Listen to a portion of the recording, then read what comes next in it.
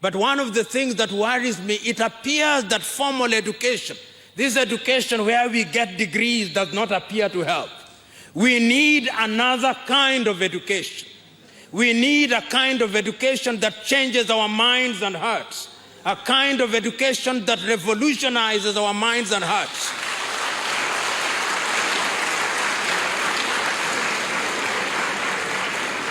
It is only that other kind of education that is going to change us. And that kind of education is the kind of education that I think Kwame Nkrumah was talking about. If you listen to Kwame Nkrumah quite clearly, if you listen to him quite clearly, you Ghanaians and fellow Africans, and I have carefully read Kwame Nkrumah and his numerous speeches, it is amazing that as early as 1960s, he had the wisdom to see that science and technology was at the very heart of human development. And he founded the Kwame Nkrumah University of Science and Technology.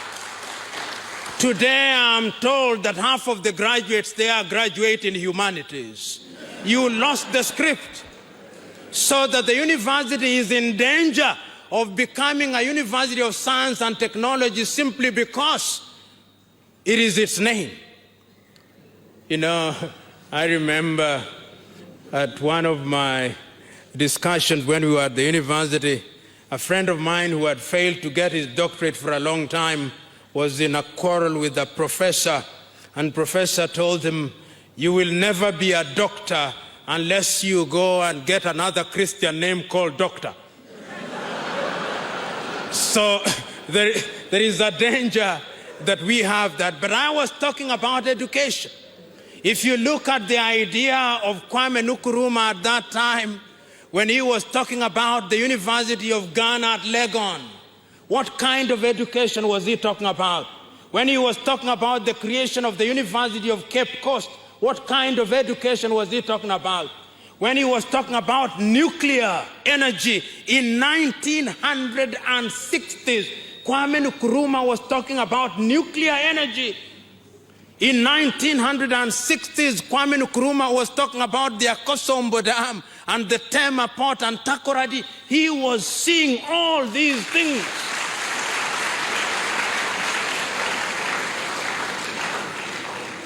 (1957 to 1966), only 9 years. You imagine, because I believe Kwame Nkrumah would not have died in 1972. Had he remained the president, he would not have died. And you imagine that he had presided over this country for 15 years. You imagine, just imagine to yourself with the kind of ideas that he had. And if he was presiding, he was also, because Nkrumah was contagious. He was afflicting other African leaders with different ideas. What was happening in Ghana would have happened in Guinea. What was happening in Guinea would have happened in Senegal. It would have happened across Africa, and African politics would be totally different. These little 54 countries, which are not viable anyway, would simply have been states in a united Africa. Intra-African trade would be something else. We'll talk about that at a different stage. But what is important is that Kwame Nkrumah was clear, and I'm submitting to you, my fellow Africans, that until the day we have a political reawakening, Africa will never occupy her rightful place. Today, we have 54 African countries. Today, we have 54 passports. Today, we have slightly under 45 currencies, because CFA franc has reduced the number. All these currencies are soft currencies. The term soft is never used. The only hard currencies that we have are the dollar, the pound sterling, the euro. The yen sometimes is soft, sometimes it is hard, but it's hardening anyway. The yuan is beginning to harden. Not a single African country has any currency that is worth talking about. You leave Ghana with your cedi and pesawa, you go to Senegal, is as good as pepper. I came with my shilling here, it is useless, it can buy me nothing. I go to Angola and I have my kwanza, it is useless. The trick lies in political reawakening so that we are able to see things differently. This is why China, you may quarrel about her politics, but China knows what she wants in her politics. That is why China is capable of assembling Africans, heads of states in Beijing, and they all rush there. The 54 of them, all of them will go there. China does that. If today the President of the United States of America wanted to assemble African leaders, he only had to do this, and they will all rush to Washington. Last month, the Chinese Prime Minister assembled 35 African heads of states in Nairobi, Kenya, and they all went there. Because we are political lightweights. We have no presence in the Security Council of the United Nations. We have no presence. When there is a meeting of the G8, occasionally they invite 1 or 2 African leaders just as a way of humoring them. And they are kept mostly in some waiting room. When the real issues are being discussed, they'll never be there. Then they are invited when there is a photo opportunity, and if you look very keenly, they'll stand at the back. The real leaders stand in front.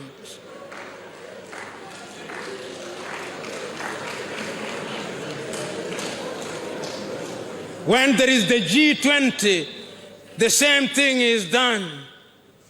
In other words, until the day that we are able to demonstrate that we have become politically of age, nobody is going to respect us. And that is why this afternoon, this evening, I've started my series of lectures where I think I ought to have started by talking about what Kwame said, "Seek ye first the political kingdom, and the rest shall be given unto you."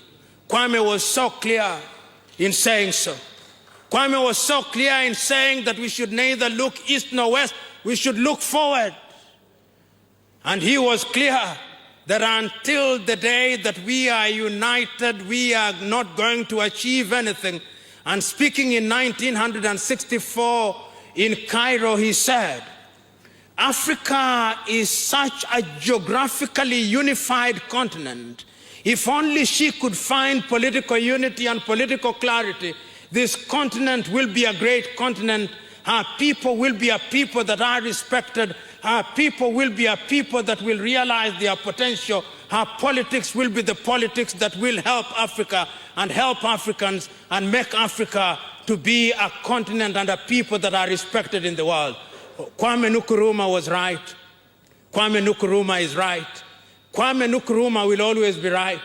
But do we have the spirit of Kwame Nkrumah? This is what we must imbue ourselves with. We must honor Kwame Nkrumah by doing the things that he talked about, because he must have been born 50 years ahead of his time. But now, 50 years later, we should be able to see what Kwame stood for. Let us wake up that we may realize our potential. One can say that the entire African continent now enjoys flag independence of one kind over another.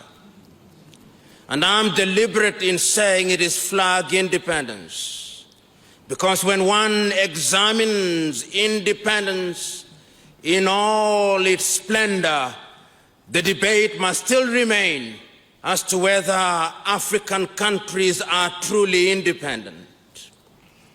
So today, having laid the foundation and having made the recognition that Africa needs to reorient our politics in order to attain true independence, we are on a firm ground to ask ourselves what indeed is the state of the African economy.